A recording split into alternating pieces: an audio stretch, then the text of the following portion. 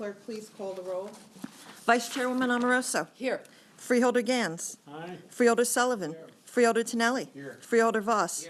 Freeholder Zur is absent. Chairwoman Ortiz. Here. Evidence of a quorum is present. Everyone please rise for the Pledge of Allegiance. Freeholder Voss, would you like to lead us? Please join me in honoring America. I Pledge allegiance to the flag of the United States of America and to the republic for which it stands, one nation, under God, indivisible, with liberty and justice for all. Please remain standing for 3 moments of silence. We remember Bergen County business owner. We remember Bergen County business owner and a decorated Navy veteran of World War II, Joseph Lucky Brammer. Lucky was an active member of multiple organizations throughout Bergen County, having strong ties to American Legion Post 876 in River Edge, American Legion Post 170 in Rochelle Park, and working with the Mounted Patrol Division of the Bergen County Sheriff's Office. For 65 years, Lucky held the title of Master Mason of Euclid Lodge 136 in Hasbrook Heights, and later was awarded the high honor of being a recipient of the Distinguished White Apron. Joseph Brammer passed on Monday, March 11th, at the age of 94, a loss that was felt deeply throughout a multitude of Bergen County communities. We also remember Army veteran Alan William Sugarman. Sugarman dedicated his life to education in all forms, from being an entrance examiner for Boston University to becoming the principal at New York junior and senior high schools. Mr. Sugarman also had memberships in a multitude of educational organizations. From 1980 until 2000, Bergen County got to witness and be part of Alan Sugarman's passion and dedication for the youth and their education when he served at Fort Lee Superintendent. On Saturday, March 16th, Alan William Sugarman passed away at the age of 94. His passing will not only be remembered and honored by Bergen County, but by every community throughout the country he has graced with his service. Last Thursday in Christchurch, New Zealand, 50 people were murdered and 39 more were seriously injured, some critically, in a mass shooting at 2 mosques during Friday prayer. These losses were senseless and driven by hate. While there is no specific or credible threat towards mosques or other houses of worship in Bergen County, we understand that many people are feeling sadness, fear, and shock. We thank the Bergen County Sheriff's Department for increased patrols around houses of worship at this time, and as always, we stand with our community against hate and violence.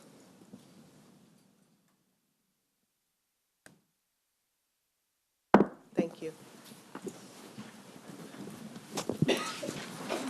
Our next on-the-road meeting this year will be held in Little Ferry on Wednesday, April 3rd at 7 p.m. at Borough Hall, Council Chambers, 215, 217 Liberty Street. The 4:30 p.m. work session that day will be held as usual in the Calabrese Caucus Room at 1 Bergen County Plaza. Will the clerk read the minutes to be accepted? Minutes to be accepted are February 27th, 2019, work session, all present. May I have a motion to accept the minutes? Move the minutes. Second. All in favor? Aye. Opposed? May I have a motion to open the meeting to the public? So moved. Second. Second. Thank you. All in favor? Aye. Meeting is open to the public. We will now have the hearing of the general public with a 3-minute time limit in effect in accordance with Bergen County Freeholder bylaws. The board attorney will keep the time. When the time of the speaker expires, the board attorney will announce the time has expired. Please fill out the slip of paper with your name, address, and general topic you wish to speak about.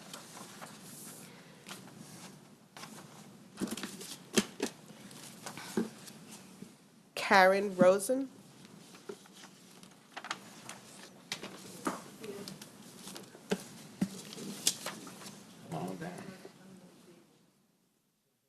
She's not speaking. She's very tired. She's a. Oh, she doesn't want to speak? Yeah. Okay. All right, thank you. Mr. Randy Glover.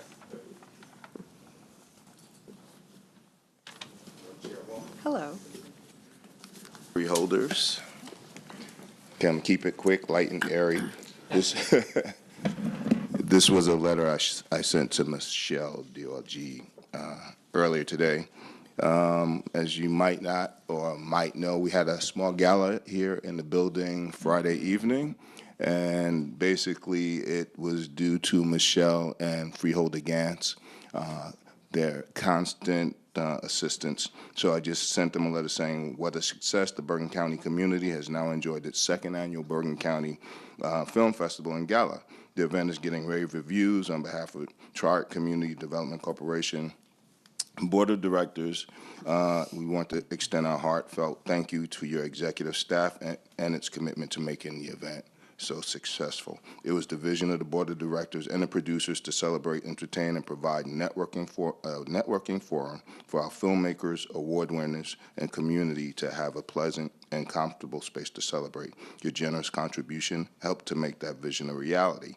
By helping to offset the cost of holding the gala in the beautiful county executive building, we were able to deliver a premium experience to all who attended. As we continue to grow, please know that partnerships with our elected officials are vital to the success of our vision and our community. You are truly appreciated. Thank you again. And that's on my behalf. I'm the chairman. My corporate counsel is Christopher Bennett. My general counsel is William McGuggins. Secretary is Erica Williams. A member, Reverend George Mays IV of Trinity. And then the producers, Deborah Keeling Geddes, Sherry Pullum Robinson, Dr. Funleo E. Wood Menzies, and Erica Williams Glover. So thank you. Thank you very much. Okay. Yes.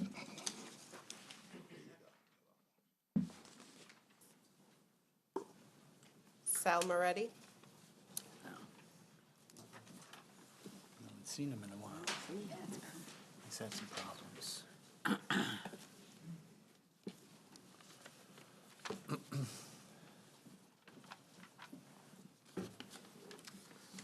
Salvatore Moretti, Alpine Drive, Paramus. I'd like to bring your attention to the 2018 DVD entitled The Catcher Was a Spy. It is about Morris Berg, a pharmacist's son from Newark. He was originally from the Ukraine. In 1890, he graduated from Barringer High School, Princeton College, and Columbia Law School. Graduating just before the 1929 Depression, he was a catcher for the Boston Red Sox. Visiting Japan with Babe Ruth, he enlisted for civilian service during World War II. He was hired as a spy by William Donovan of the OSS, Office of Special Services. His mission was to check on the development by the German scientists of the construction of a nuclear bomb. This brought him to Zurich, Switzerland, and an interview with Werner Heisenberg. His story is reviewed somewhat in my 1956 screenplay, Forbidden Planet, and a recent PowerPoint presentation I delivered in Hasbrook Heights. I offered Paramus the presentation some time ago. Since we are located next to a media capital, it is worth your attention. The title of it is Three Branches, One Tree of Knowledge. It's 1:37, and I guess I will sign off at this time. Thank you. Thank you, Mr. Moretti. Paula Rogovan.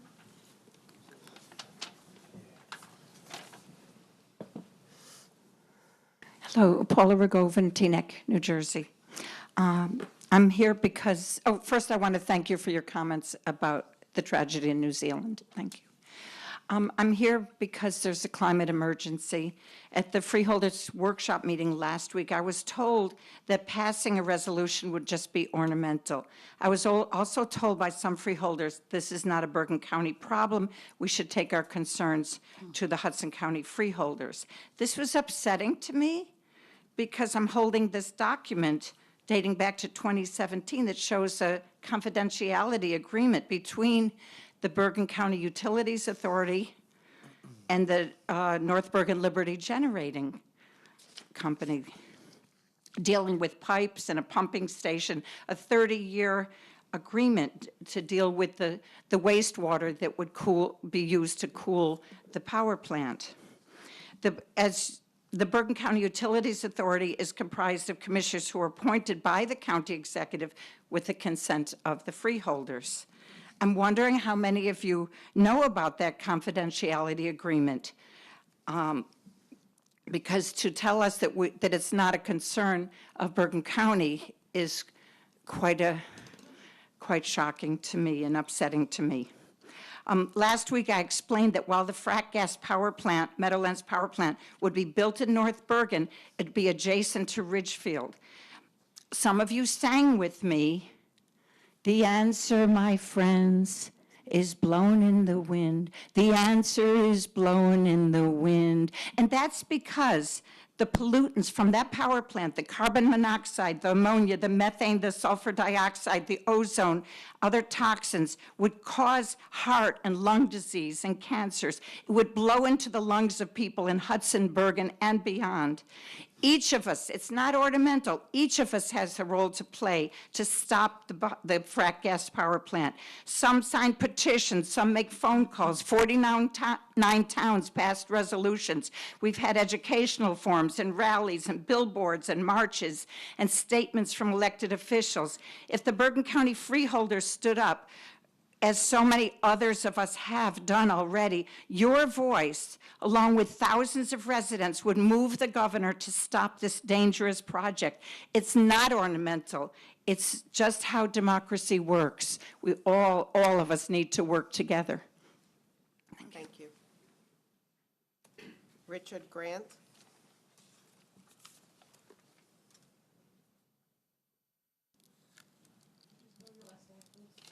My name is Richard Grant. I'm a resident of Hackensack. Thing I do is administer a Facebook group called Climate Action and Clean Energy Update, and I've spent several years reading articles and analyses posted at websites for energy sector professionals. I'm urging you to pass the resolution against the North Bergen Liberty Generating Project because not only it's a typical project that is going to prevent resources from going to renewable energy and energy storage and energy efficiency, it's going to have a life of maybe 30, 40 years. And if you remember, we're only half a week away from 1.4 million children around the world realizing that they're going to be outliving many of us. And it's everything we do is going to make a little bit difference in keeping that global warming down. Back on our doorstep, the developer of the North Bergen Liberty Generating Project has created a website, and it states that the project is intended to replace energy capacity after Indian Point Nuclear Power Plant is closed. There's a problem with that because the website also states that the plant's construction would take 3 years and it would generate 1,200 megawatts of electricity.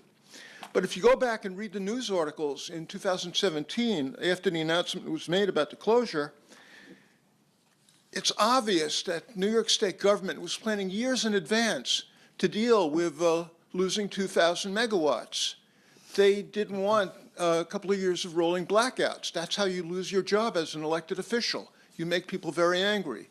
So what they did, and it's in these news articles, they issued a statement. The state is fully prepared to replace the power generated by the plant at a negligible cost with transmission upgrades, efficiency measures, and other resources ready to come online by 2021 April, which is when Indian Point is actually going to close. Also, the New York State's grid operator issued a report in 2017 stating that there were 3 gas-fired power plants in New York State under construction with a total capacity of 1,800 megawatts that would be available by 2021. And it even named them Bayonne Energy Center 2, CPV Valley Energy Center, and Cricket Valley Energy Center. There's also a timing concern. The developers of this project are saying it's going to take 3 years to construct. Well, if the groundbreaking were to begin tomorrow, March 20th, 2019, the plant would not go online until 1 year, almost 1 year after Indian Point closes. And more realistically, if the developer were able to obtain all of the needed permits and approvals by no earlier than the second half of 2020, the plant would not go online until more than 2 years after Indian Point closed. Can the developer 3 be minutes, Mr. unaware of Grant. this? 3 Sir? minutes. Your time is Okay, expired. okay, thank you. Thank you. Yes. Chairwoman, if I may, with the court reporter, will include the entirety of Mr. Grant's statement within the record. Ken Dolsky. Good evening, and thank you for the opportunity to speak. I would like to go back to the 316 meeting that was held here. There were a number of statements made about the Meadowlands Power Plant that were somewhat misleading. So I'd like to address a few of them, not to debate them, but to provide some further context for your decision on supporting or opposing the Meadowlands Power Plant. The first statement was that the Meadowlands Power Plant will be the cleanest power generating facility ever built in the Northeast. Okay, I don't know about the veracity of the statement, maybe you do, but regardless of the veracity of the statement, Diamond Energy, the builder, has told the DEP that this plant will emit the following pollutants annually. This is the plant builder's statement.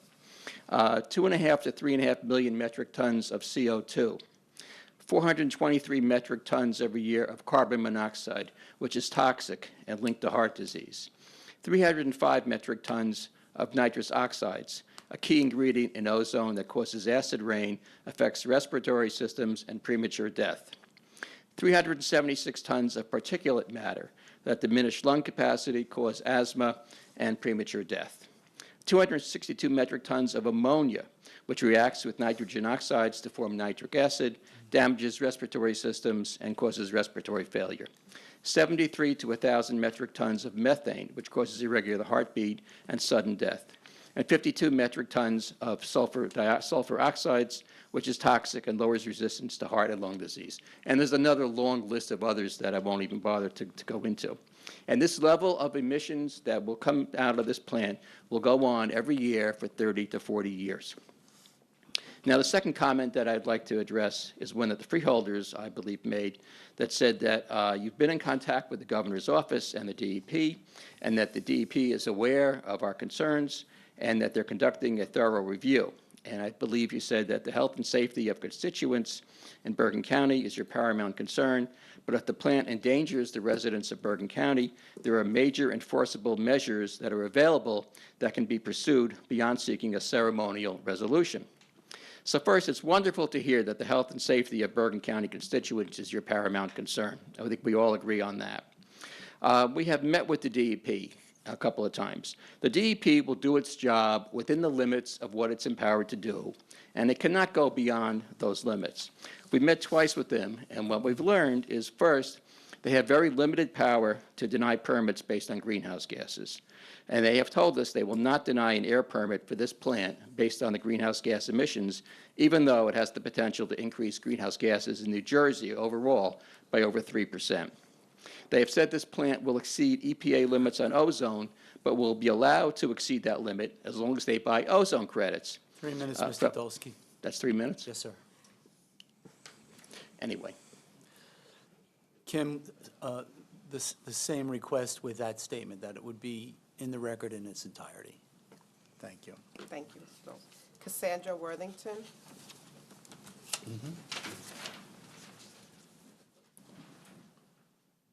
Hi, Freeholders. My name is Cassandra Worthington, Worthington. Dear Freeholders, you sought office in order to protect the health and best interest of Bergen County residents. Likewise, the Bergen County Utilities Authority, or BCUA, has committed to serve Bergen County residents by preventing pollution and protecting our natural resources. I would like to read the first line in the BCUA's mission. The BCUA's mission is to provide wastewater treatment and solid waste management services for the citizens of Bergen County. Since 2017, the BCUA has been corresponding with North Bergen Liberty Generating about the shared partnership for the pipeline that will be built to provide wastewater to cool down the proposed power plant. The BCUA accepted and agreed to a letter of intent to supply treated effluent wastewater or gray water to NBLG. The proposal to provide these services to a commercial entity in Hudson County is inconsistent with the Bergen County Utilities Authority mission. Moreover, the majority of this wastewater will evaporate during the cooling process, which could release toxic chemicals like algicides, fungicides, and anti-corrosives into our air and surrounding water sources. How much of this wastewater will go into the air? Of the 7 million gallons that will be provided from the BCUA to the power plant, only 2 million will be returned to Little Ferry to be processed again. 7 million to 2 million. Other NBLG documents project only even more wastewater, could be even more than 8.6 million gallons a day. On March 6th, you said the power plant is not within Bergen County's jurisdiction. I hope that as you learn about the air pollution that will affect Bergen County residents and the Bergen County money that is being exchanged for work on this pipeline to cool down the power plant, you will see that there's a lot you can do within your jurisdiction. For instance, on September 20th, 2018, the BCUA requested work from the power plant company for the Force Main project for a cost of $266,000. This money for the initial consulting is just a fraction of the cost of the pipe that will go to the Little Ferry, from Little Ferry to the power plant. In addition to the BCUA's comments to share costs in construction of the sewer main, BCUA is also discounting wastewater to cool down the power plant. All of this for energy that will go to New York City and pollute Bergen County. We urge you to do what's right for the county and pass a resolution to oppose the power plant. Thank you. Yeah. Ted Glick.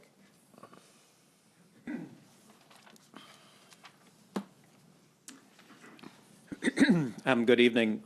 I am, as I said a couple weeks ago, I'm the president of 350 New Jersey.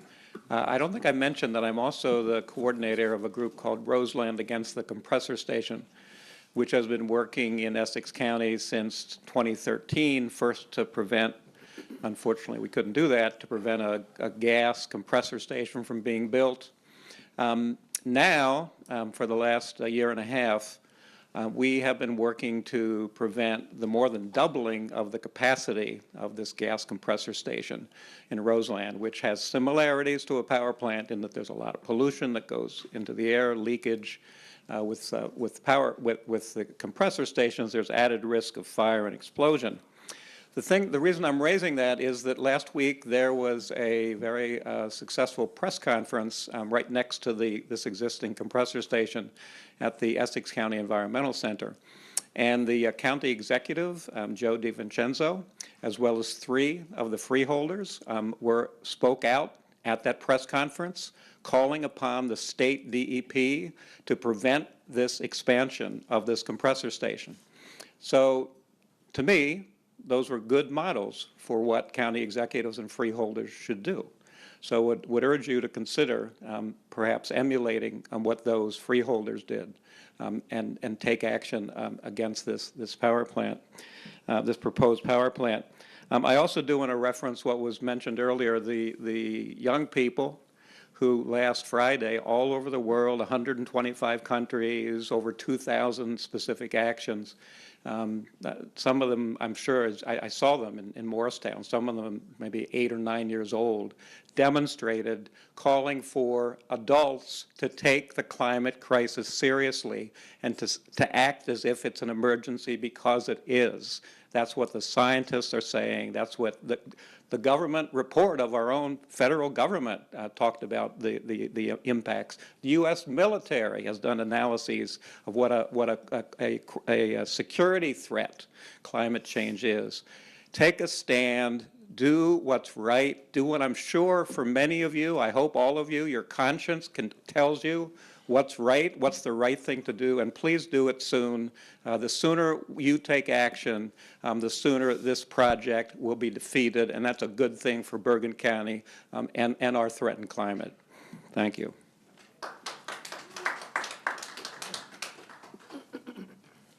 Hannah Khan. I'm sorry, Hannah, what town are you from? I'm from Madison, but I was here last week representing my grandmother from Edgewater.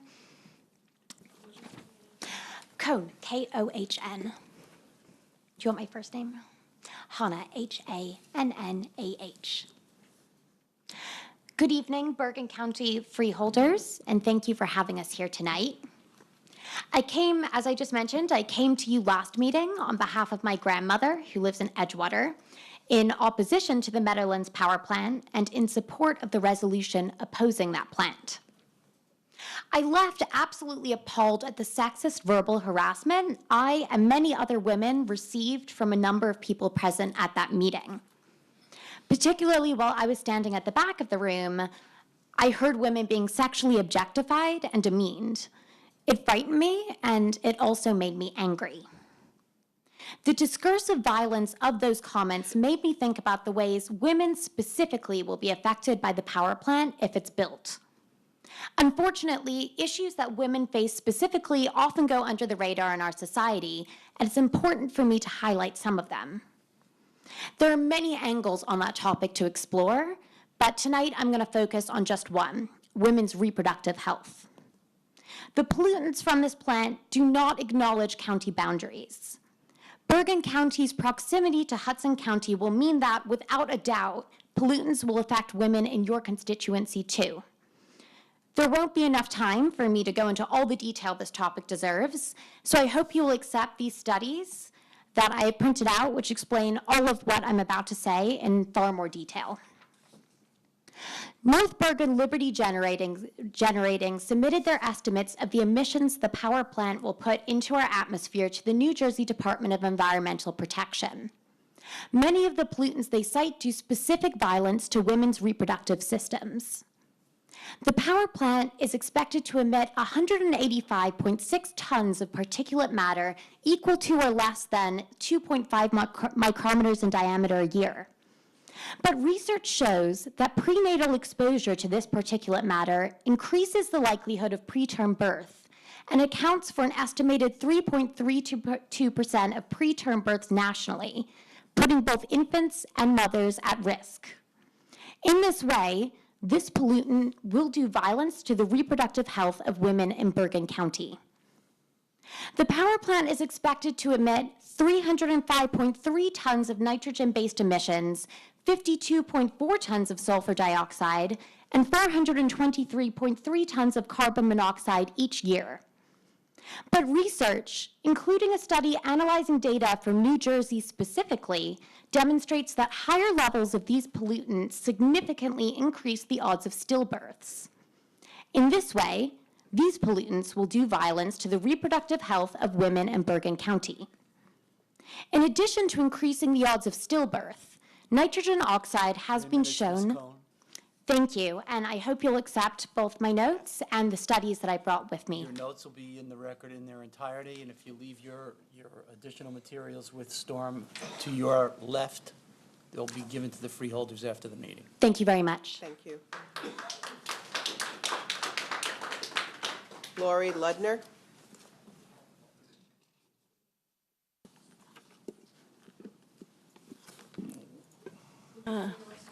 Ludmer, Laurie, Laurie. Lori, what town are you from? I'm sorry. Teaneck, Thank yeah. you. Yeah, so my name is Laurie Ludmer. I'm from Teaneck. I am affiliated with the Food and Water Watch and other various organizations. But my main affiliation is as a human being, as a woman, as a mother, and a grandmother, and a community member. And I can't really I'm not a scientist, but I am a citizen. And I know that the freeholders, that your job and your mission is to serve and protect.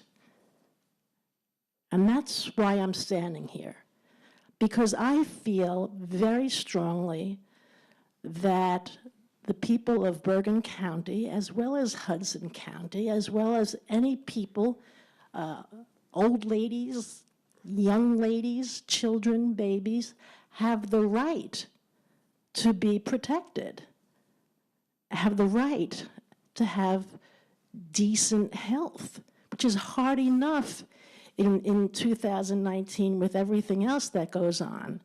But that this proposed Meadowlands gas plant would harm people. And if you know, I'm not going to give you the statistics. You've heard them already. I'm not going to give you the arguments. You've heard them already. What I'm going to say is for you to have courage as representatives. That's also your mission, to stand up and have courage to serve and protect, not just some of the people, not just some unions, and everybody's entitled to have a decent job, to serve and protect the people of the county. Now, before I came here, I was looking up a number of quotes, and I was looking up quotes about courage, because that's what I'm asking you to have as representatives, to have courage. But I was also looking up, and no offense, stupidity. This is what Stephen Hawking said. We are in danger of destroying ourselves by our greed and stupidity. We cannot remain looking inwards at ourselves on a small and increasingly polluted planet. It's up to you. And, you know, I don't want to feel like I'm beholden, but we all are beholden. And you have, your job is to put the resolution to oppose the power plant, put it on your next agenda. 3 minutes, Ms. Ludman. Thank you. Thank you.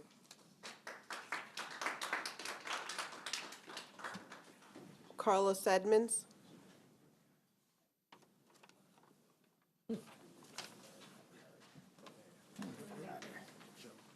Spell it.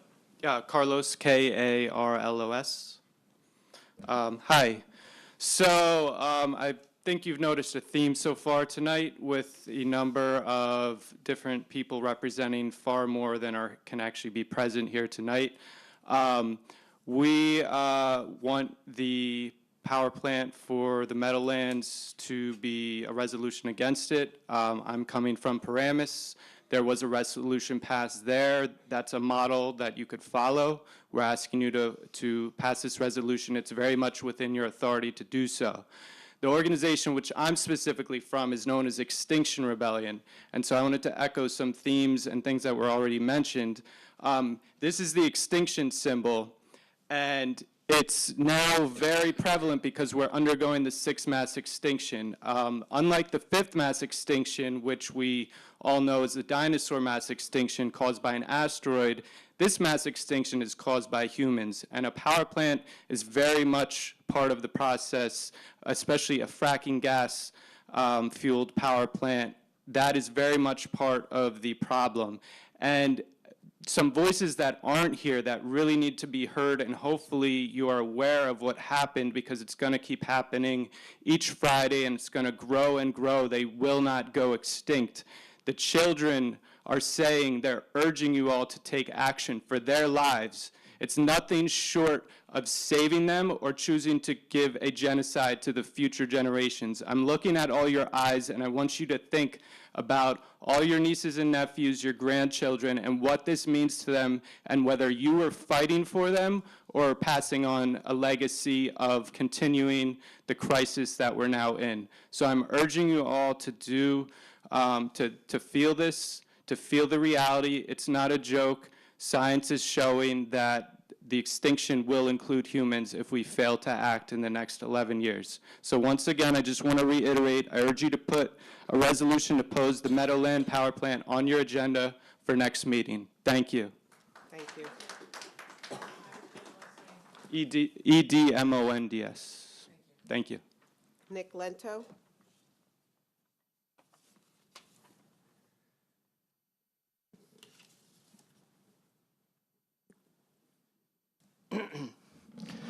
Nick Lento, Cliffside Park. When I was here last week, one of the freeholders asked me, where does Loretta Weinberg stand on this? How come I haven't heard from her? And I just want to take a few seconds to quote Loretta Weinberg, for whom we all have great respect and admiration. She's one of the I think she's the best senator in the state legislature. New Jersey stands at a crossroads. As a state, we've committed to making our grid 100% renewable by 2050. We've agreed to reduce our carbon emissions under RGGI. Earlier this year, we joined the United States Climate Alliance, joining our other states. I'm so sorry. Okay, bottom line. I'll email you her whole statement. I'll get it to you. The bottom line when she talks about this power plant is bad for the Meadowlands and a bad deal for New Jersey. Senator Weinberg and Assemblyman Johnson are with you. Let's stop this now. She added, this plant is a boondoggle that will worsen our air quality and pollute the Meadowlands without providing any power to New Jersey residents. I am glad so many towns, now it's up to 50, have signed resolutions against this project. There is no reason, my emphasis, to build new fossil fuel plants in New Jersey. This plant is a step in the wrong direction. Now, on the other page, I was going to give you more statistics, but you've heard all this stuff. On the basis of actual facts and numbers and toxicity, it's a case closed. The 300 or 400 people actively involved in this movement are canaries in the coal mine. They're people that are highly informed and motivated. No one's paying them to do this, unlike at the last meeting where someone said that the environmentalists are spending $1 billion to have their way. I wish we had $1 billion to spend. This would be a completely different state or country. Now, what I want to say is this. People are appealing to your sense of morality, your common human decency, because you all have families that will be here long after you and I are gone, 20, 30, 40, 50 years from now. This plant is like smoking cigarettes. No one cigarette kills anybody, but the cumulative effect of all these toxins in the atmosphere, and this thing is going to be 0.8 miles away from the existing plant in Ridgefield. That's right on the borderline. The air doesn't care about borders. These are your people. They voted for you. You should care about them. As far as I'm concerned, the money that Diamond Chemical is putting into this, and the money that Mitsubishi, a Japanese company, is putting into this to hire lobbyists or to make contributions, to use levers of power to, in my opinion, my humble opinion, to buy machine politicians who are used to ruling their town like it's their private fiefdom. Sorry. The health and safety of millions of people who live in this region is more important than whether or not Nicholas Sacco gets his pet project passed. And I hate to say it, that's what it boils down to. Thank you very much for your attention. I hope you listen to us and not the rich people. Matt Smith. Thank you and good evening, freeholders. My name is Matt Smith. I'm a senior organizer with Food and Water Watch. I'm again here on behalf of our nearly 7,000 members here in Bergen County to urge the freeholders to schedule the resolution against the power plant and to pass it at the next public meeting of the freeholders. I don't want to recycle any points that have already been made. I do just want to thank the freeholders for responding now to what was quite a hostile environment at the last public meeting that was full of intimidation, full of fear tactics, and certainly not conducive to a democratic, inclusive public participation process. So I noticed that there was public safety personnel here in the meeting from the beginning, from the start this evening, and so I want to thank the freeholders for that action. And yeah, I mean, the only other thing that I want to say this evening is that I, too, was inspired by the U.S. youth climate strike that happened last Friday that saw millions of students across the world, thousands of which here in the U.S. and many hundred in New Jersey, walk out of their classrooms to protest and call on governments at all levels to do everything within their power to prevent runaway climate catastrophe that threatens their future. When we're organizing on this power plant, we're talking to parents at the door, and we're talking to students and young people. it's clear, right? And there is no debate. This is a bad idea. It would harm their health. It jeopardizes and threatens their very future. And so it's very clear. I think that's resembled by the 49 towns who have now passed resolutions against the project, by the 5 legislators who have come out against it. But we realize that there are technical issues to be addressed, and so we are having a public forum on Thursday evening that we invite all of our freeholders to attend. It's at the Ridgefield Community Center at 7 p.m.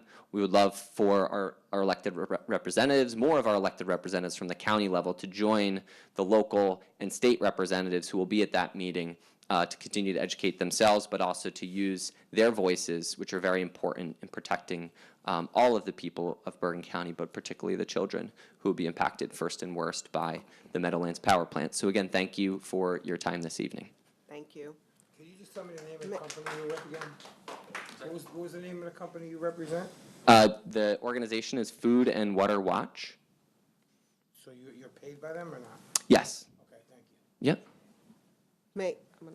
May I have a motion to close the meeting to the public? Second. All in favor? Aye. Did you have something to say? I just wanted to say that we received the email. I want to thank whoever sent the email to us identifying what happened at the last meeting. I'm sure my colleagues share my disappointment. We're up here. We didn't hear a lot of what was going on when it was brought to our attention. We did have 2 sheriff's officers here last meeting, and we circulated them back out after we had taken a break and somebody alerted us to it.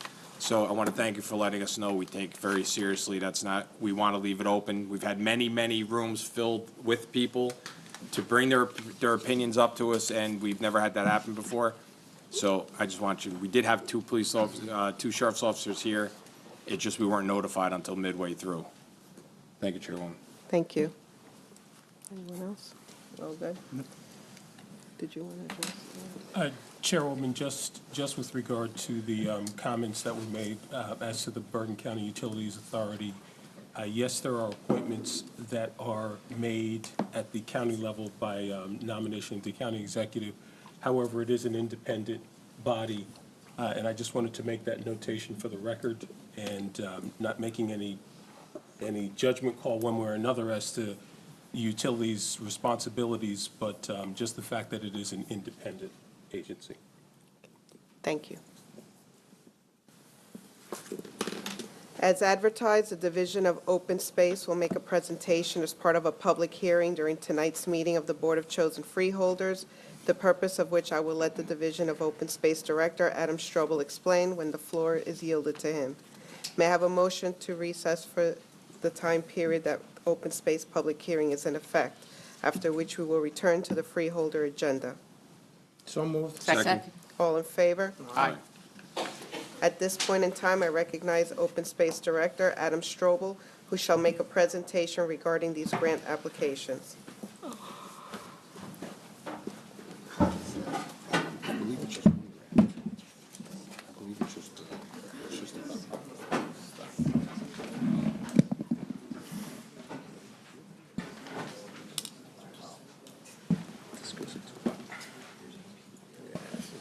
No, hold on.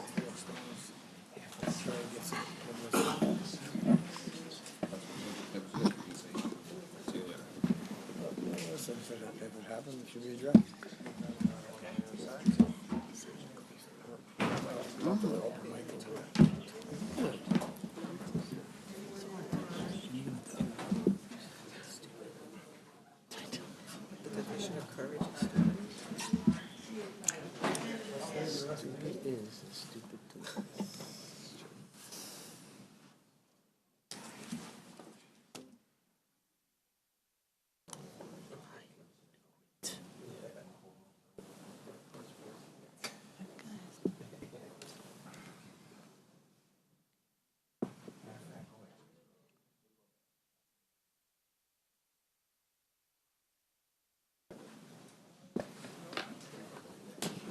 Get it?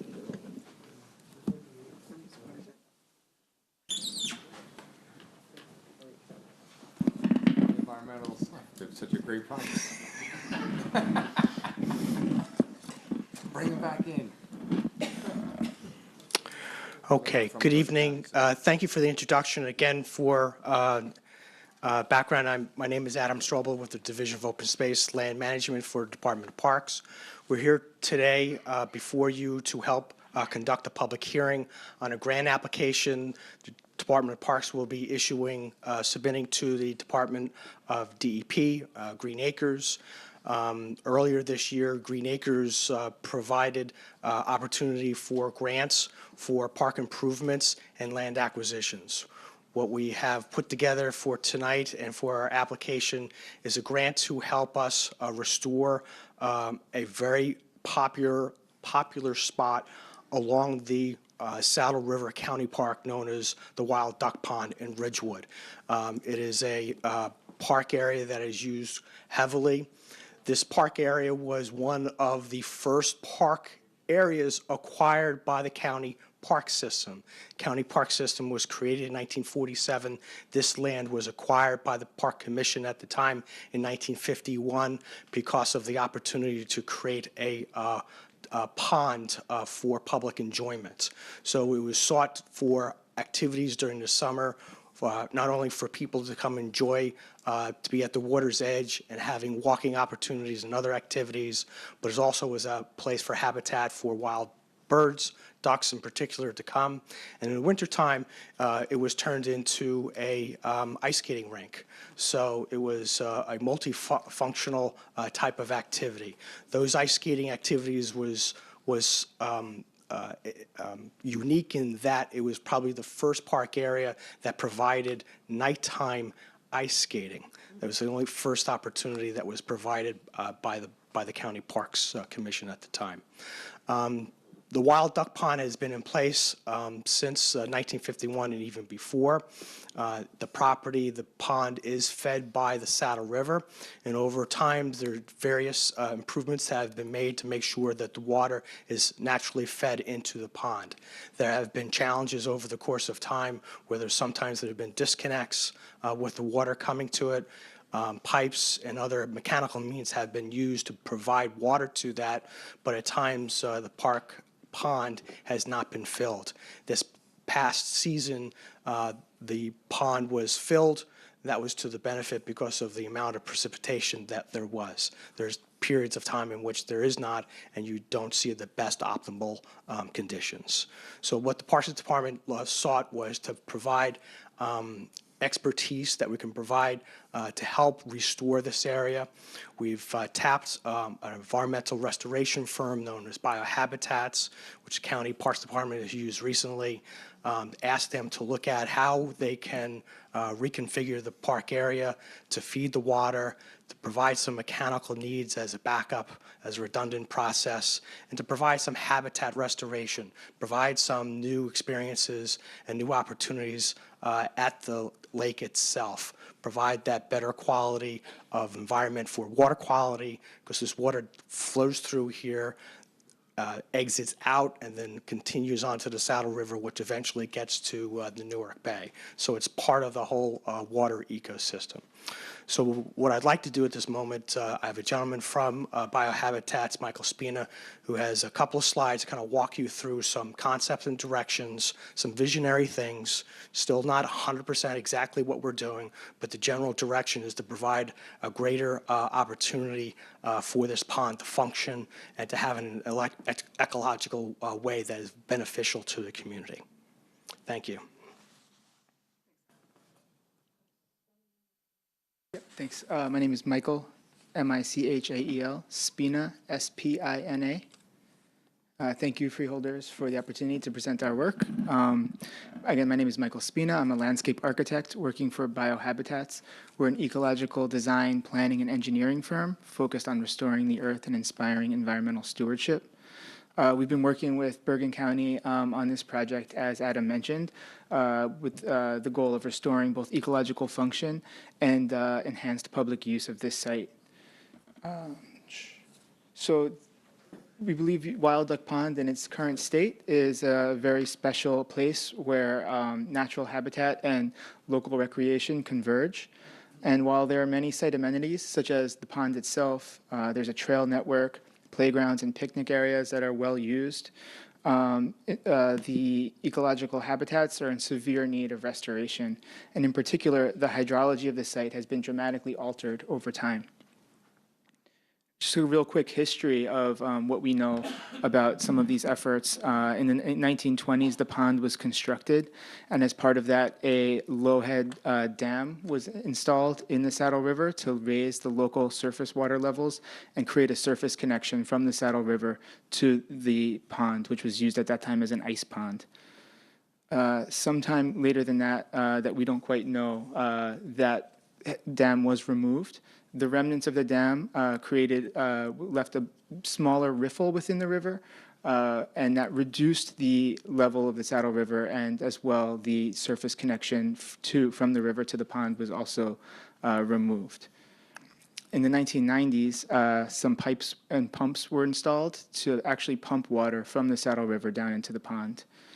However, the installation of that system was situated such that there was regularly clogging and debris and detritus getting hung up on the intakes. And so in 2005, the river intake structure was relocated below the riffle, the former remnant of the Lowhead Dam.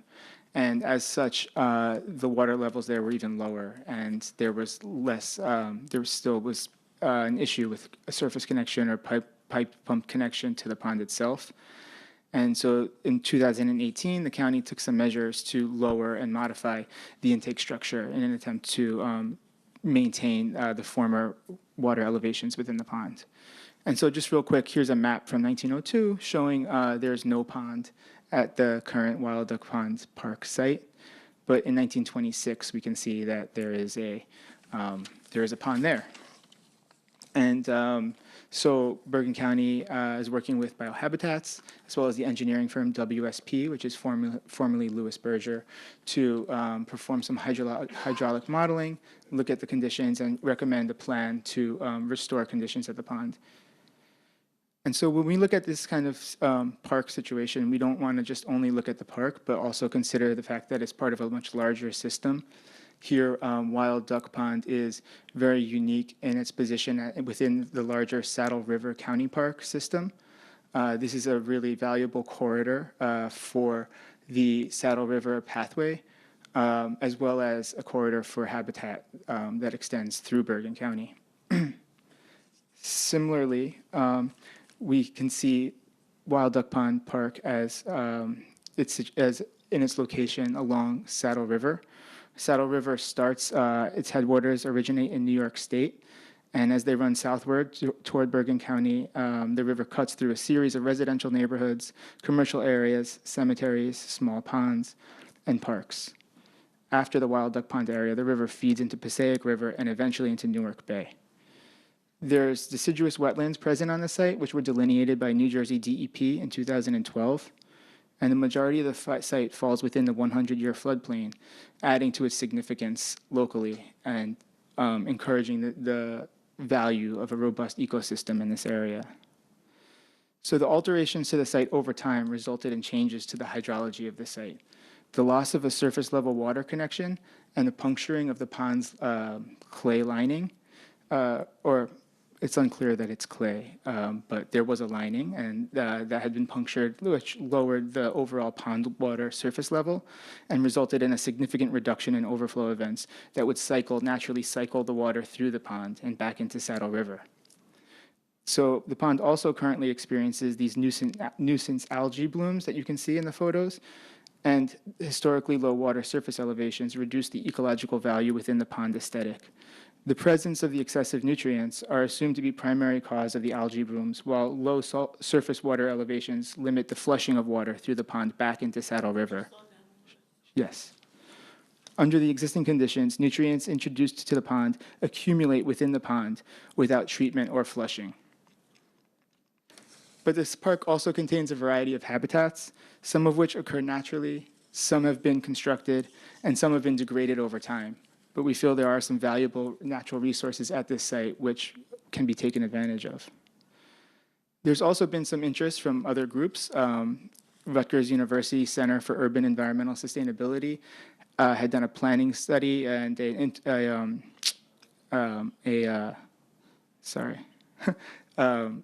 they had done a they had looked at a number of parks throughout Bergen County and looking at the existing conditions and recommending some initiatives as well. And so we took into account some actions for these parks, thinking about the network of the park system as a holistic system.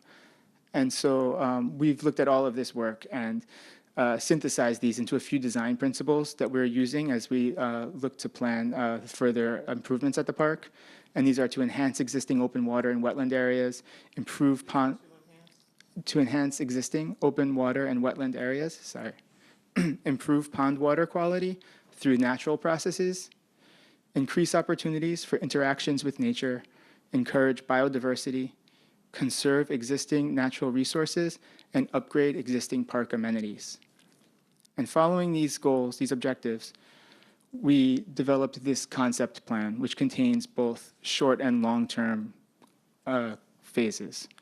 The area that's highlighted in the red dashed line is currently being designed, is under design as part of phase 1. The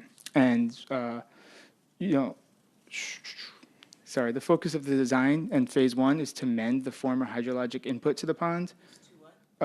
Mend the former hydrologic input to the pond, repair the pond liner to improve the water levels, and enhance the overall habitat by introducing healthy wetland conditions and native species. The long-term elements include improved vehicular pedestrian circulation, upgraded recreation amenities, such as picnic areas, playground, bicycle trail hub, and a boardwalk.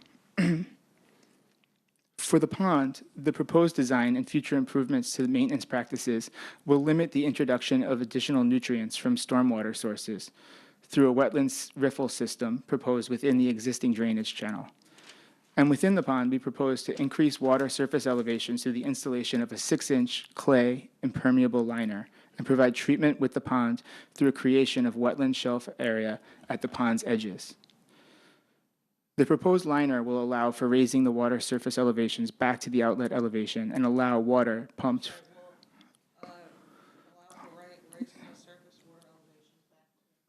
Back to the outlet elevation so that there's a flushing of the pond, so that these nutrients aren't just contained within that pond itself. So the clay liner is for the whole pond? Or Yes. just the river? No, for the pond. The clay liner is for the pond, correct. Thank you for clarifying. This is a rendering of the wetland shelf, which is approximately 20 to 40 foot wide strip of native freshwater wetland plantings along the edge of the pond that will help establish a more natural nutrient cycle within the pond. There's also the accommodation of a sandy beach that you can see sort of in the background of this rendering that allows continued open water access to residents. For the channel, as I mentioned, we propose to create a series of wetland pools and riffles within that existing drainage channel. This will improve the ecological habitat value of the site, as well as provide treatment of stormwater runoff from the adjacent residential drainage areas prior to entering Wild Duck Pond. And within the play area, we're recommending, this is part of the long-term concept I should mention, we've presenting here some inspirational images that show an accessible play area that has a nature-based theme. We're also looking at some inspiration for the bike hub area to create more of a destination at that trailhead for the rest of the Saddle River Park system, as well as ideas for environmental education and nature interpretation that can be integrated into the natural areas. So for the first phase, which is further along in development, we do have a proposed schedule that would have the project completion in the spring of 2020. This does depend on a number of factors. There is some permitting requirements, and the design process is still ongoing. So I would just caution to say that this is tentative, but this is what we are looking towards moving forward. I'd like to take any questions if you guys have them.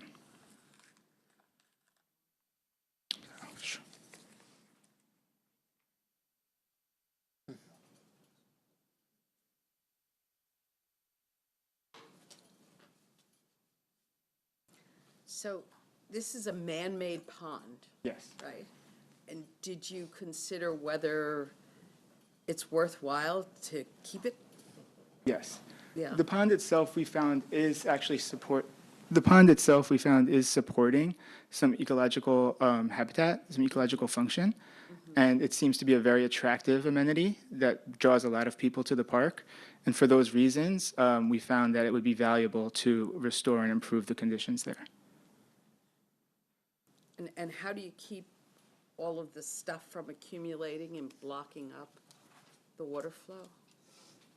So where that's been a problem in the past is primarily within Saddle River.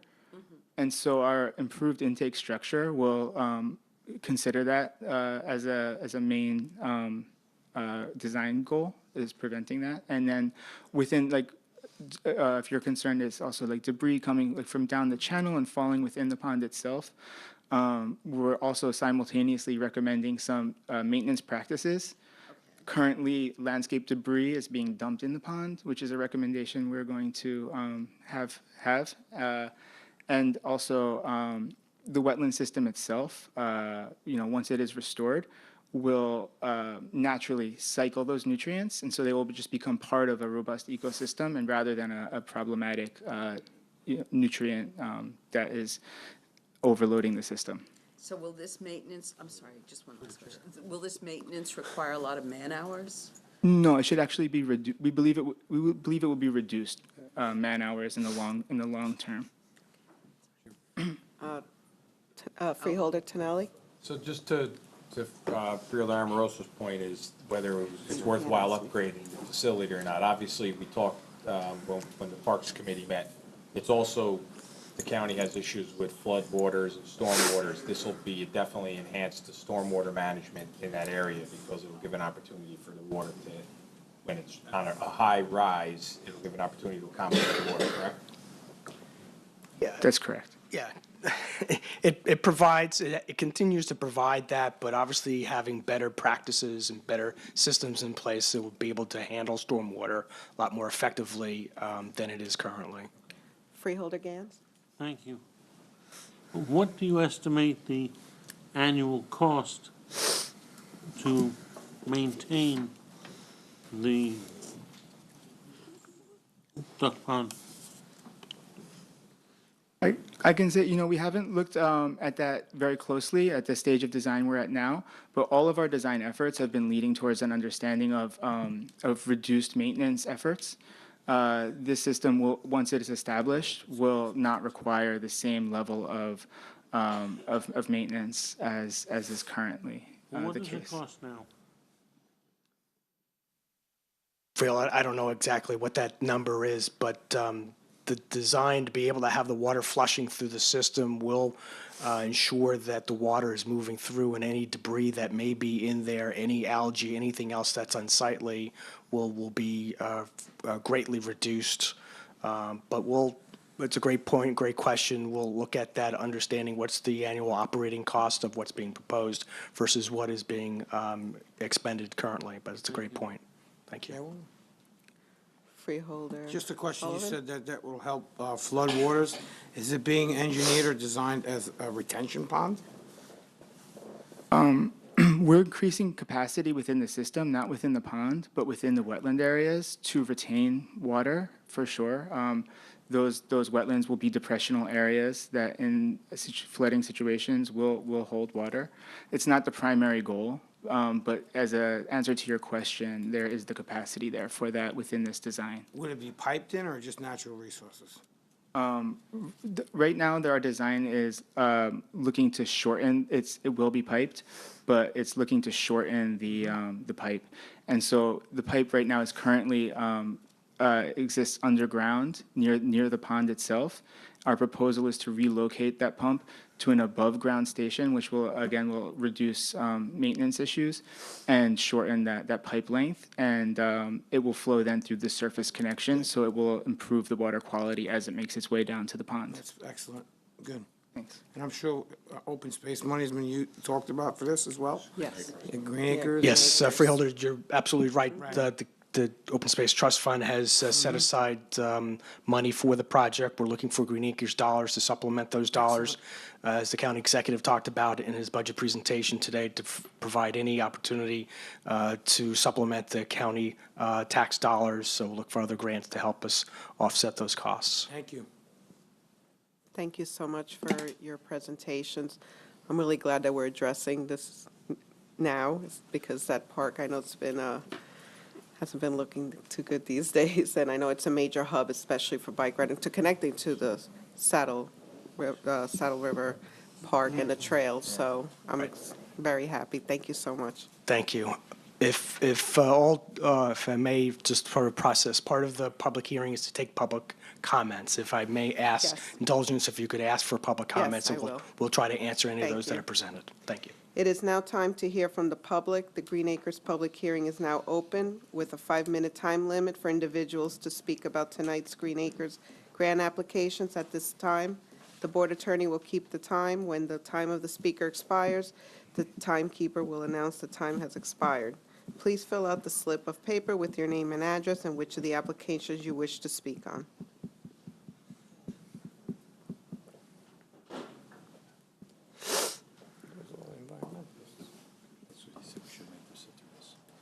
Dispense with there's only 2 people. Yeah, Miss, you could just come up, just come up and put Corinne. and say your name and your. Hi, Corinne Murphy.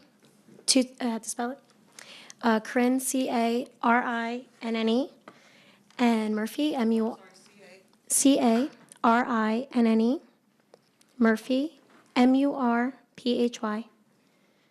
And my address, 226 Doxey Drive, Park Ridge, New Jersey. I just had a question. If we have several known, very recent contaminated sites in other local towns, including Upper Saddle River, and I just want to know if the Saddle River waterways have been affected by that particular contamination in Upper Saddle River.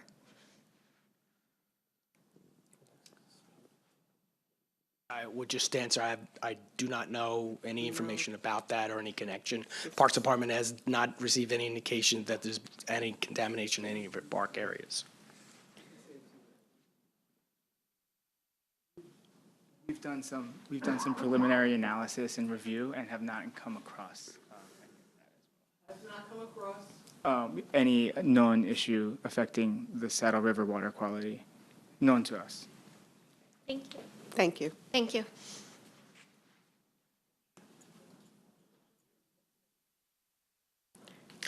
Nick Lento, Cliffside Park, New Jersey.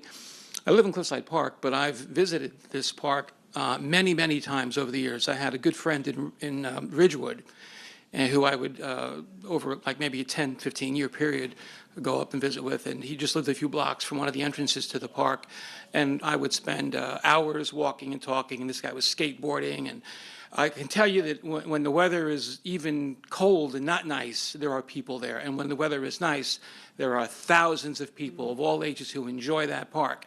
So it's not just a matter of enjoyment of the people, which is important. I mean, that's great. But the ecological, the way I understand what these gentlemen are talking about, this is actually good in terms of flooding being less and the whole system. So for what it's worth, my 2 cents is whatever they need, as long as it's reasonable and we can afford it, you should give it to them. Thank you. Good for the, Thank good for the you. environment. And it comes from Green Acres. Thanks for staying France. too, Mr. Lento. Thank We you. appreciate it. Are there any more public comments? May I have a motion to resume our regular business? So moved. Second. All in favor? Aye. Will the clerk read the resolutions on the consent agenda? Resolutions of consent are 23319 through 29719. May I have a motion to accept the resolutions on the consent agenda as read by the clerk? Second. All in favor? Aye. Opposed? Roll call, please. Vice Chairwoman Amoroso. Yes. Freeholder Gans. Aye. Freeholder Sullivan. Yep. Freeholder Tonelli. Yes. Freeholder Voss. Yes. Freeholder Zer is absent.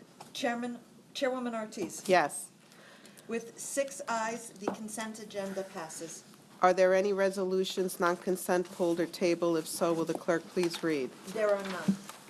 We will now go on to our ordinances for first reading and introduction. Ordinances 19-07 and 19-08. I'm sorry. Will the clerk read our first ordinance, 1907, by title only? 1907 is a bond ordinance providing for various capital improvements of the Bergen County Community College in and by the County of Bergen, appropriating the aggregate amount of $8,100,000, therefore, and authorizing the issuance of $8,100,000 bonds or notes of the county entitled to the benefits of Chapter 12 of the County College Bond Act to finance the cost thereof. May I have a motion to introduce ordinance 1907 as read by the clerk? So moved. Second. All in favor? Aye. Roll call, please. Vice Chairwoman Omarosa. Yes. Freeholder Gans. Aye. Freeholder Sullivan. Yes. Freeholder Tinelli. Yes. Freeholder Voss. Yes. Freeholder Zur is absent. Chairwoman Ortiz. Yes. With 6 ayes, 1907 passes first reading. Will the clerk read our next ordinance, ordinance 1908, by title only? 1908 is a bond ordinance providing for adaptive signal system improvements for the County of Bergen, appropriating the aggregate amount of $3,250,000 therefore, including a grant in the amount of $3,045,000 expected to be received from the State Department of Transportation, and authorizing the issuance of $195,000 bonds or notes of the county to finance part of the cost thereof. May I have a motion to introduce ordinance 1908 as read by the clerk? So moved. Second. All in favor? Aye. Roll call, please. Vice Chairwoman Omarosa. Yes. Freeholder Gans. Aye. Freeholder Sullivan. Yes. Freeholder Tinelli. Yes. Freeholder Voss. Yes. Freeholder Zur is absent. Chairwoman Ortiz. Yes. With 6 ayes, 1908 does pass first reading. We will now go on to our ordinances for second reading and adoption, ordinances 1903, 04, and 05. Will the clerk read ordinance 1903 by title only? Ordinance 1903 is a bond ordinance providing for various roadway improvements throughout the County of Bergen, appropriating the aggregate amount of $1 million therefore, and authorizing the issuance of $952,000 bonds or notes of the county to finance part of the cost thereof. The proof of publication of the ordinance notice of public hearing was published in accordance with the law and is on file in my office. A copy of the notice of hearing and ordinance number 1903 was duly posted pursuant to NJSA 40A:2-17 on Friday, March 1st, 2019. May I have a motion to open the hearing on ordinance 1903 to the public? So moved. Second. All in favor? Aye. Opposed? Public hearing is open with a 5-minute time limit in effect to speak about ordinance 1903 only at this time. The board attorney will keep the time. May I have a sorry, there's nobody here.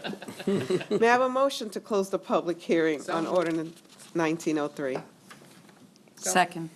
All in favor? Aye. Aye. Opposed? Is there any board discussion on ordinance 1903? May I have a motion to adopt ordinance 1903 as read by the clerk? So moved. Second. All in favor? Aye. Roll call, please. Vice Chairwoman Omarosa. Yes. Freeholder Gans. Aye. Freeholder Sullivan. Yes. Freeholder Tinelli. Yes. Freeholder Voss. Yes. Freeholder Zur is absent. Chairwoman Ortiz. Yes. With 6 ayes, 1903 is adopted and passes second reading. Will the clerk read ordinance 1904 by title only?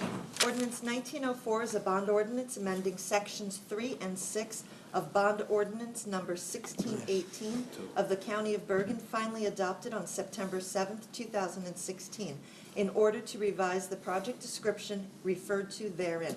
The proof of publication of the notice of public hearing was published in accordance with the law and is on file in my office. A copy of the notice of hearing and ordinance number 1903 was duly posted pursuant to NJSA 40A:2-17 on Friday, March 1st, 2019. So moved. May I have a motion to open the hearing on ordinance 1904 to the public? So moved. Second. All in favor? Aye. Opposed? Public hearing is open with a 5-minute time limit in effect to speak on ordinance 1904 only at this time. The board attorney will keep the time. May I have a motion to close the public hearing on ordinance? See no one to make a motion to close? Second. All in favor? Aye. Is there any board discussion on ordinance 1904? May I have a motion to adopt ordinance 1904 as was read by the clerk? So moved. Second. All in favor? Aye. Roll call, please. Vice Chairman Amoroso. Yes. Freeholder Gans. Aye. Freeholder Sullivan. Yes. Freeholder Tinelli. Yes. Freeholder Voss. Yes. Freeholder Zer is absent. Chairwoman Ortiz. Yes. With 6 ayes, 1906 is adopted and passes second read. Will the clerk read ordinance 1905 by title only?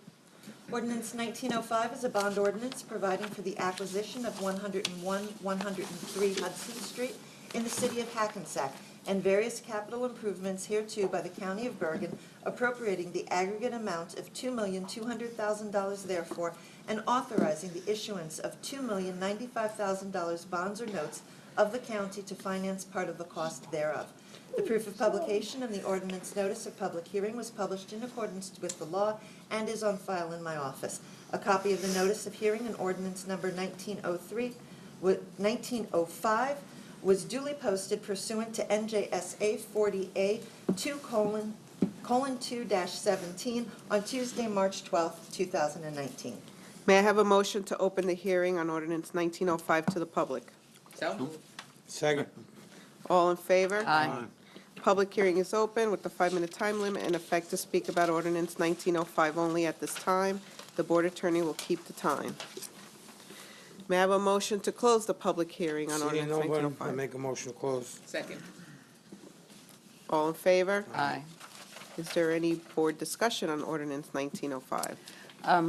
Chairwoman, I just want to point out that this is part of Bergen County's practice of looking at our leases and seeing whether we could save money by buying the property outright, and it's a good thing. It really is, and we're always looking out to see where we can cut our costs, and especially in a building Yeah. that we love to We attend, our love, seniors. we love that, Unidas, yeah.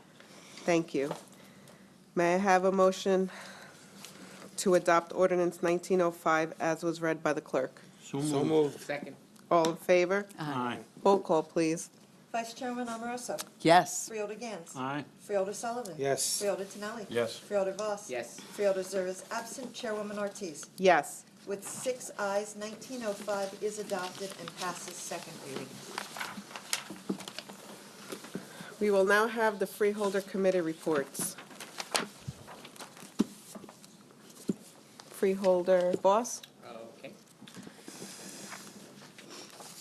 I am always going around to tell people about the wonderful things that the county does. And one of the things that we discussed is the homeowner dream homeownership. And Mary and I attended a program, and there are about 90 people, I think, at this point in time who are eligible. And I think owning a home is about the most wonderful thing that can happen to any family. We also had the Bergen County Self-Care Fair, and this was basically a group of people, but a lot of the, I think the animal shelter brought puppies and kittens. And I have to say from personal experience that if you want to feel tranquil and unstressed, get yourself a pet, preferably a cat, but dogs are really good too. And this was wonderful, and our animal shelter that does wonderful things. Mary and I actually went up to see, this is Women's Month, okay? And Habitat for Humanity is a fantastic organization, and it exists in 70 countries, but here in the United States, because it's Women's Month, the Habitat for Humanity was building 4 units, 2 for senior citizens and 2 for disabled people, and it was all being built by women. And it was really wonderful, and you know, women can do anything if they set their minds to it. one of the things, I'm very much involved in education, and we had here the Bergen County Consumer Bowl, and this is like Jeopardy. This is great. And we protect all of the consumers in our county, and it's wonderful to see young people really understand how to protect and what their rights are. And this was really, really a fun afternoon. And I think for the second time in a row, Rutherford, I believe, won the Consumer Bowl. And so they're going to be doing this every year. All of us, I think, I guess every one of us, participated in Read Across America, okay? And this is so much fun to go in and see the children, whether they're preschoolers or all the way up into middle school. Reading is probably the most wonderful thing you can ever learn. And whenever I go to a class, I go, what's the most important thing you can learn in school? And the answer is reading. And reading opens up the world to everybody. Of course, this was sort of Irish Heritage Month, and all of us participated in parades. We had the parade in Rutherford, we had the parade in Bergenfield, and all kinds of wonderful activities concerning Irish heritage. And it was, I've eaten so much corned beef and cabbage, I can't see it. But one of the things I also want is that we have tremendous veteran services here in the county. And one of the things we're very proud of is that we don't have any homeless veterans here in Bergen County. And I belong to the Rotary, which is a wonderful organization. And on April the 12th, we are going to be honoring A.J. Luna, who has helped me many, many times to help veterans. And it's being sponsored by my Rotary Club, and if anybody's interested, the tickets are $50, and I have them in my purse. And A.J. is just a terrific young man. And as I said, he has helped so many. I just want to comment for a moment, because we had a moment of silence for Dr. Alan Sugarman, who was a wonderful man. He was the superintendent of schools in Fort Lee, and I worked with him for over 20 years, and he did so much for education, so much for our school district. It was, at one point, one of the top 10 schools under his leadership in the state. And he passed away a few days ago at the age of 94, and he has left a tremendous legacy, and I just wanted to call attention to the fact that, he was a man who contributed much to education, which, of course, is my passion in life. And the other day, Jermaine and I were at Fort Lee High School because Governor Murphy came, and I'm very happy to say that our governor is restoring funding for schools. And so he had a press conference, and I was very happy that my school was getting 100% of its funding. And of course, Congressman Pascrell was there, and County Executive Tedesco was there, and it was just a really wonderful thing that we're really getting our priorities straight and making education forefront of our spending. And I believe that's it for now. Thank you, Freeholder. Freeholder Sullivan? Thank you. There's no such thing as too much corned beef, John, just so you know. I just want to start off in saying, talking about shared services. In the last 6 weeks, the Freeholder Board has continued its mission to bring savings to the taxpayer as we pass multiple shared service resolutions. For example, the Borough of Hohokus, Borough of Oakland, Borough of Waldwick, and Hackensack Board of Ed each entered into an agreement for vehicle maintenance and repair service, as well as short-term rental of a county-owned street sweeper. Also, the Division of Health Services entered into a shared service agreement for the Employee Assistance Program. These agreements are what keeps our taxes stable without sacrificing quality services to our communities. On some state news, I attended Governor Murphy's budget address 2 weeks ago, and I'm hopeful that this budget will be a step forward for all of New Jersey. Following up on the address, Governor Murphy was in Bergen County the next day at the Westmont Station in Woodridge to promise his increase in funding for New Jersey Transit, which is so vital for those in Bergen County who want to maintain the value of their homes, and I applaud him for that move. The more transportation, the better. In county news, I want to commend our county executive for a State of the County speech a few weeks ago. I look forward to partnering with him to continue to improve the lives of all the residents going forward. On February the 15th, I nominated Montvale Special Police Officer Roger Karen for the Russ Berry Making a Difference Award, sponsored by Ramapo College. Officer Karen saved the life of a choking student at Pascack Hills High School in April of 2018, and I wish him the best of luck after being selected as a finalist for the award. In Bergen County Winter Sports, I want to offer congratulations to Don Bosco Hockey for winning the New Jersey non-public state title, finishing as the #1 team in New Jersey. Bergen County Wrestling for winning their 8th straight New Jersey non-public state title, and finishing as the #1 team in New Jersey. North Arlington High School bowling team for capturing the boys' state championship. Obviously, Tonelli was not a coach on that team. And with March being Women's History Month, some history was made 2 weeks ago. Teaneck High School's Erin Emery became the first ever female New Jersey high school wrestling state champion. This is the first season of the girls' wrestling in state history, and I'm happy to see her bring home the title to Bergen County. It's wonderful to see all our athletes in Bergen County bringing home championships. We talked about the St. Patrick's Day Parade. We all attended. I was honored to do the closing remarks at the Irish flag raising. And that's about it, with the exception of, at our last meeting, I was a little remiss, or you probably couldn't hear it with all the people that were here. At the last meeting on March the 6th was my 25th wedding anniversary. And I want to say happy anniversary belated to my wife, who puts up with all I do for Bergen County and what we do every single day. All the freeholders will tell you how much of a commitment it is. And without a steady wife at home, it wouldn't be possible. So thank you, babe, for 25 years, and I don't know how you did it, okay? But that concludes my report. Thank you. Thank you, Freeholder. Freeholder Tonelli? Thank you, Chairwoman. Well, first, I'd like to congratulate Fairleigh Dickinson's men's basketball team, who won the Northeast Conference Tournament and are actually playing their NCAA game right now with 18 seconds left, and they're winning 80-76. So we're pulling that they get through the first round. Many of us attended, if not all of us, numerous parades. I just wanted to congratulate Rutherford for their second annual. It seems to get bigger and bigger. One of the posts I made was it's nice to see one bagpipe group, but they had 7. Wow. So it just keeps getting larger and larger. It seems to be the destination instead of people going south down to Belmar.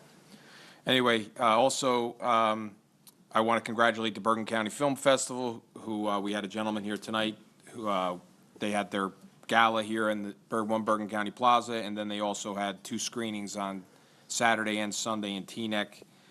Seems to be really well received in Bergen County.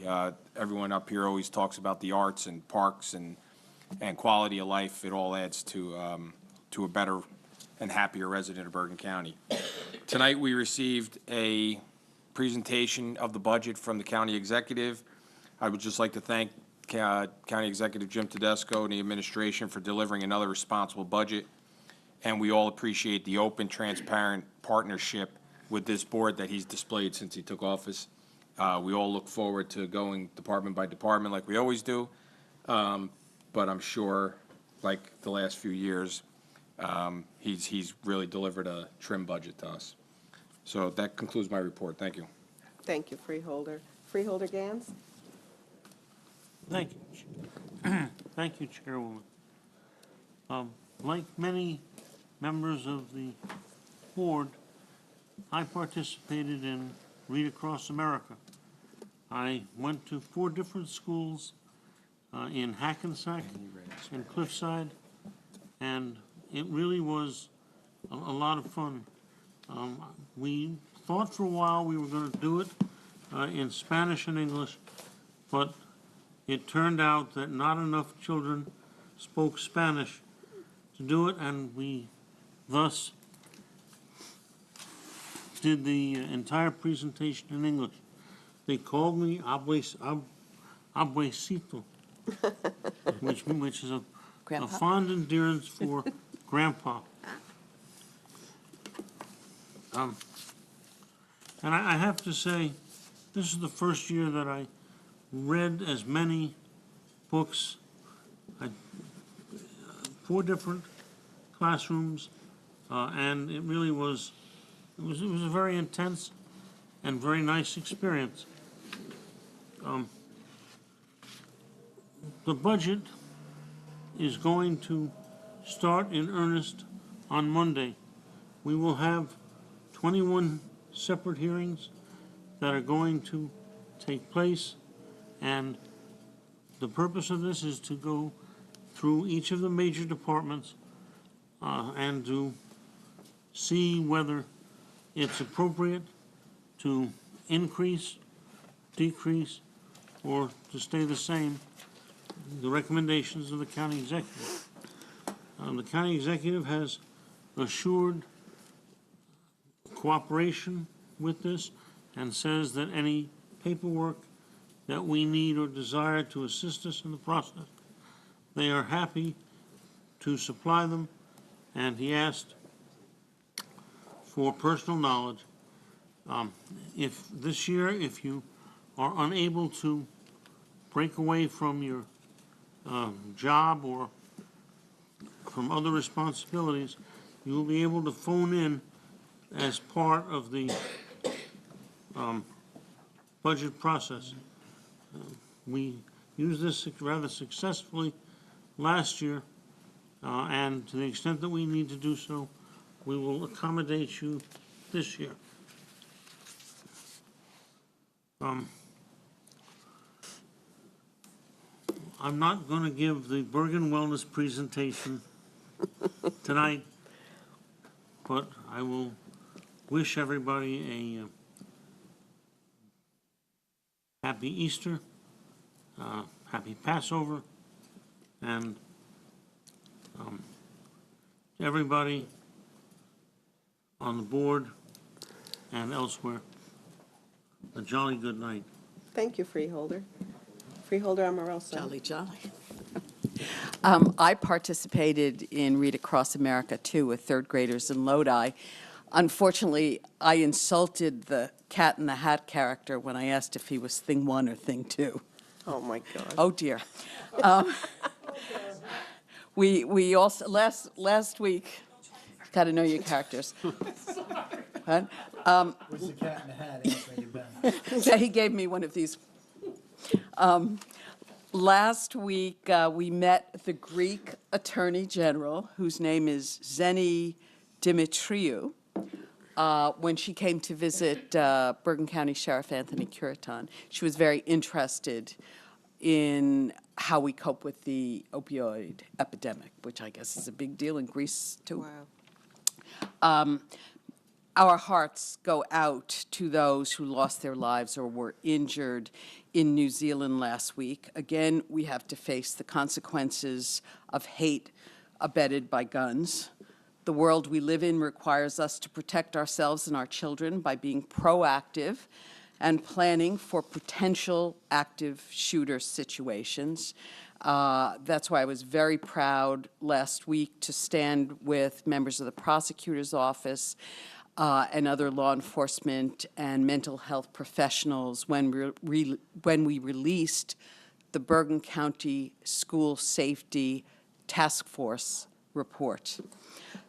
Some of the elements, this is a report that focuses on best practices all schools can do to reduce the risks of active shooter situations or inactive shooter situations. Some of the elements in the report include maximizing physical security in school buildings, monitoring mental health red flags among students, very touchy area, but something we have to focus on, and the training of all Bergen school personnel, from teachers to cafeteria workers to custodians. Now, tonight, we approved Resolution 267 to provide $162,500 for the Live Safe application for students and parents in all of our schools in Bergen County. This app, which can easily be downloaded, allows both students and parents to report anonymously other students making threats or bullying incidents. It can all be done anonymously. And we want all schools in Bergen to participate in this application and also to send their personnel for the prosecutor's 3 free trainings. It's very important, and everybody should reach out to the prosecutor, get the link for the report, and work with us to minimize the problem or the potential for active shooter situations. Thank you. Oh, thank you, Freeholder. We had several, I know we all had several events. Right here at the county, we celebrated Lunar New Year, which we had to postpone due to inclement weather, so we celebrated in March. It's better late, but we had a wonderful time. We had great speakers. We honored several people of the Asian community here in Bergen County, and we had wonderful performances and, of course, delicious food as usual. I also participated in Read Across America. I actually went to Garfield for Head Start. There were 4-year-olds, which were absolutely adorable. They were so cute. They had made their own cat in the hat hats. It was adorable. I took a picture with them. I also had the honor to speak at Bergen Community College as they kicked off Women's Month in March, and I was their speaker to kick it off. And I think it was about women at work. So they were honoring a lot of the women that have participated throughout the years and in their work in regard, even their, professors, a lot of the students, and they were bringing in a lot of different women throughout the county and throughout the state to speak. So I was very honored to be part of that.